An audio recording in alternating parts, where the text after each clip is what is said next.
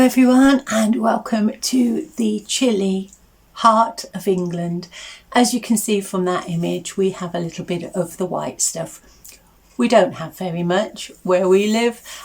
Generally we have a mild climate, but when we do have some snow, it seems to stop everything.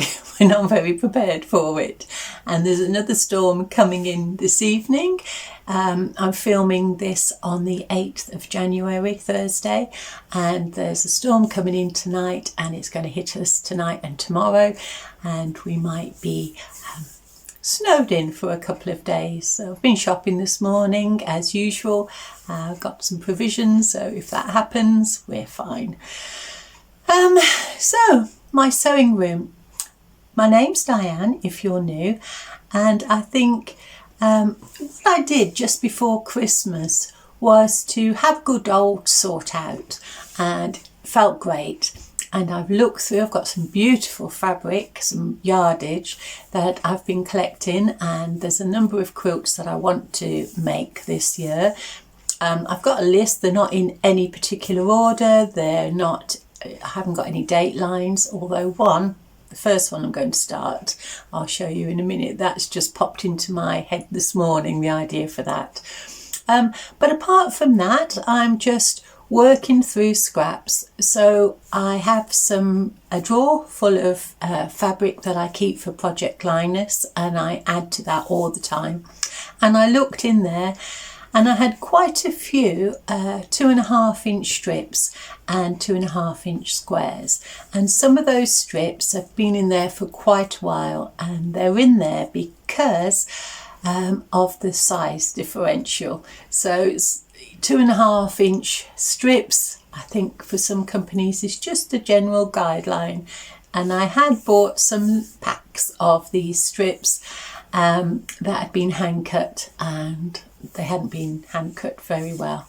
So I decided that I wanted to work my way through all of those 2.5-inch strips and blocks, and there were some part blocks. This is the second quilt that I'm working on for Project Linus.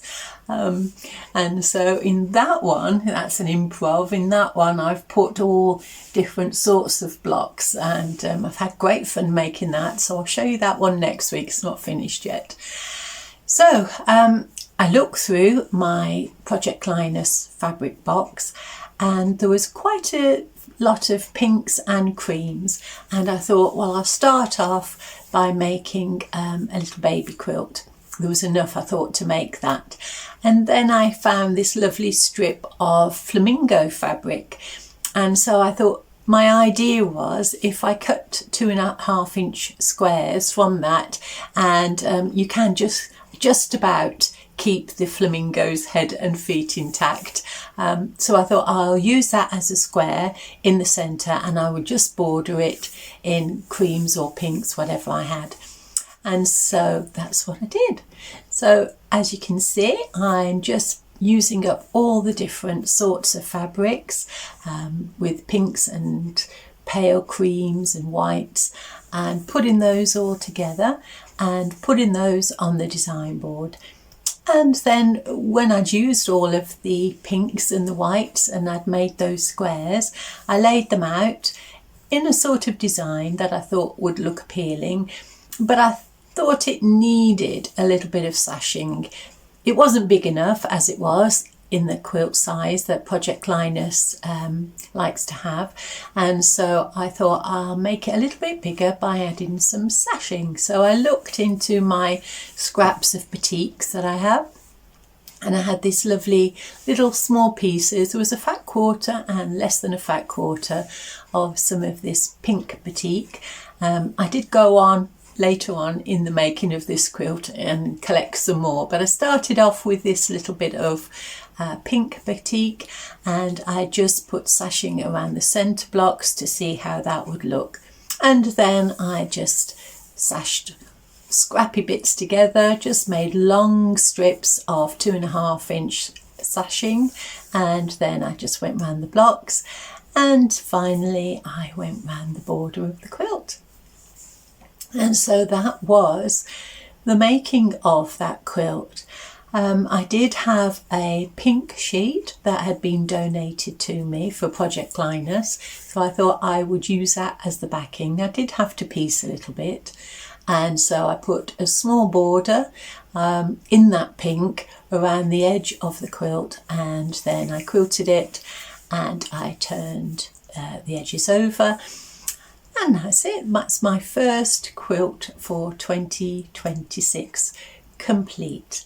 It's not a very big one, it's 38 inches square, but I think that will be nice as a start. And I've also got 2 quilts that I made before Christmas, and they're in the bag ready to go to Project Linus. There's a meeting for our group on the 18th of February, so I shall get those over then. I need to wash them before I take the quilts. But I also decided, while I was looking through my room and tidying, that I had this really lovely beagle quilt. Let me show you that. So I'll open it out as best I can. I'll try and find a photo of it. So, oops, he's upside down. It's got some William Morris squares in the background. So it's a really nice sort of autumnal colours. And I put that all together. And I made this, I step back, quite a large one. I'll put the dimensions on. So you can see it's a beagle lying down with his tail up, head alert. And to be honest, I had that in my folksy shop for a while. It's got backing of this brown with a splodge on, and I'd put it on for sale and there was no takers for it. And it's well made. It's a lovely quilt, nice and soft, and it'll be even softer once I've washed it. And so I thought, well, I don't want quilts just locked away in a cupboard. I think a quilt should be used. And so I've decided that I will put this one in the Project Linus bag. And so I've put the Project Linus label on this quilt, and I have no labels left now. So like I say, the 18th of February is when I can drop these off and pick up some more labels. So what I will do is make some flimsies, I think, for Project Linus. That's one. Like I say, it's not quite finished yet. I'll make that a little bit bigger. And then I will make some more flimsies. And then when I get some labels, I can get those over. What I tend to do is to piece the batting for any of the Project Linus quilts I make. So if I've made a larger quilt, I usually buy extra batting and all the bits that you cut off if it's off a roll, and then I sew them together and I use that for the batting for my Project Linus quilts. So I think I can probably get another quilt out of the batting that I've got at the moment. I need to piece it, but there's probably enough pieces there to make the batting for another one if it's not too big. So something else that I thought I might try this year is to keep a diary. I keep a quilting journal, but I've never kept a diary. And I was buying gifts just before Christmas, and I did buy somebody a diary who I know keeps them. But I came across this one as well, and I don't know if you can make it out. It's bees. It's like a moleskin. It is absolutely beautiful. I think it's called Flame Tree Diaries. They're the makers. And there's this beautiful, lovely little edge. And of course it's orange. So I was immediately drawn to that.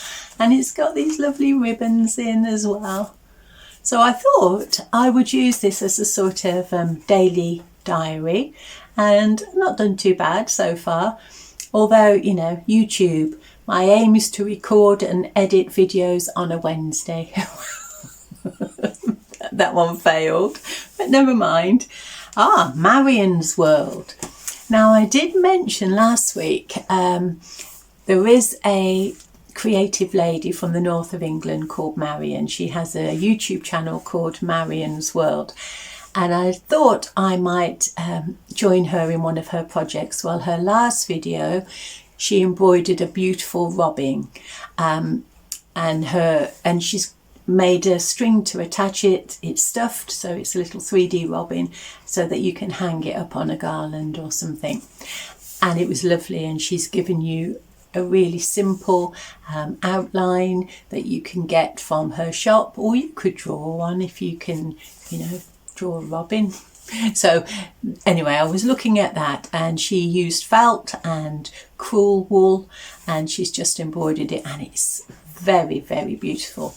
Well, I no longer have an embroidery hoop. I don't know what's happened to that. To be honest, I think my husband's had a clean out. I've been up in the loft and my embroidery things that I'd put up there have gone. So I think that's found the way into the skip recycling shop.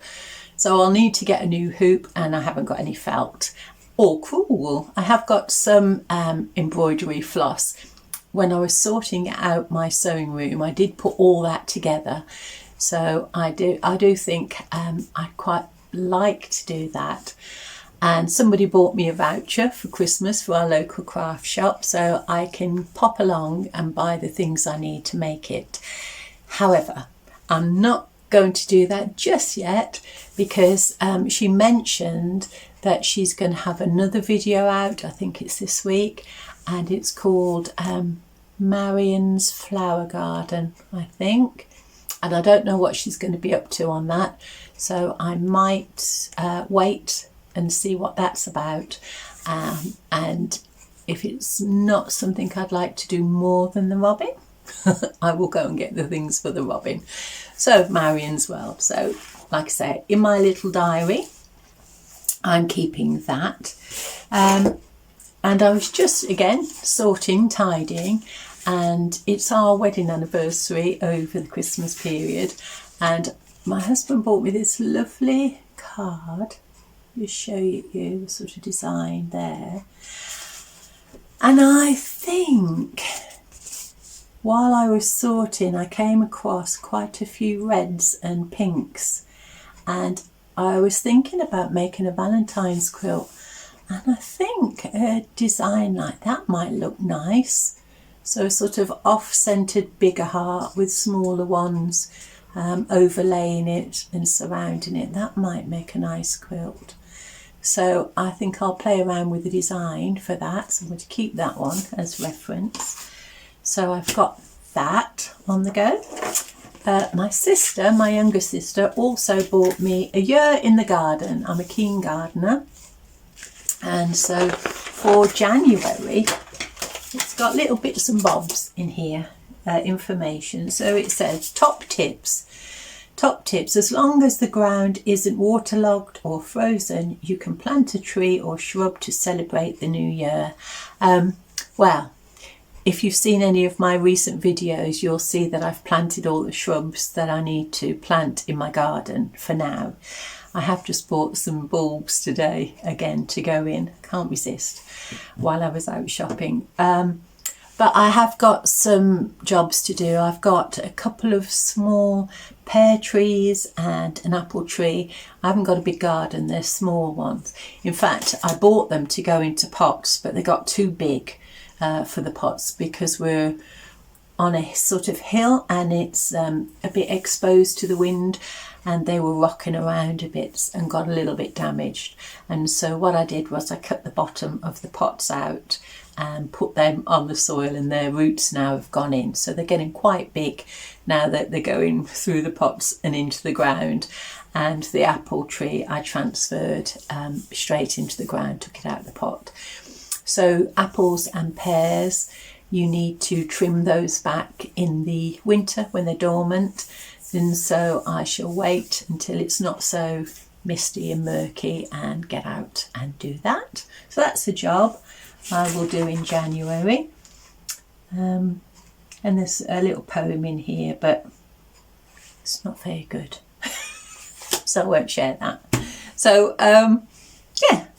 So jobs for the garden is the pruning and doing that. Possibly that could be my next one. I think what I'll do is I'll complete the flimsy for that. Oops. I'll complete the flimsy for this one behind, see how big I can grow that, have a look and see what's left. I would still like to carry on working the fabric in the Project Linus box.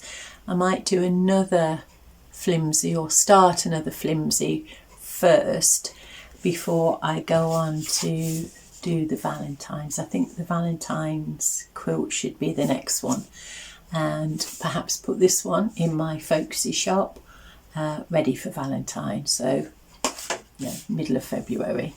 So the Flamingo quilt is the first one finish for this year, and I'm hoping that there'll be very many more.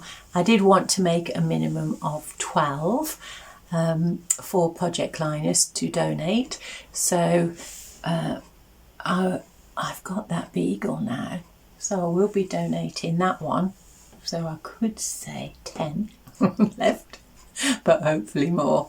So that's it for my sewing room this week. I hope that you're producing some beautiful things in there, or working your way up to making things. I know there's some big projects. There's a lot of these deer chain quilts that are about to be started by lots of people. So there's some really big projects that will take a couple of years, I think. What else? Nothing really. Oh, the cricket. Cricket finished this morning. The series were won by Australia 4-1. There was 5 matches, and England won one of those. We had high hopes before our boys went out to Australia. You know, we've got some good individual players, and sometimes it just happens when, you know, not enough of the individual players fired at the same time. And so there's hope. We've got some, you know, promising young players there. So we'll see what happens in the cricketing world. So that's it. Whatever you're doing, whatever you're listening to while you're sewing, whatever you're watching, what inspirations you've got, the community channel is open if you want to share any of your work. And I will speak to you again next week. So thank you very much for your company. Thank you very much for staying with me, and look after yourselves, whatever the weather.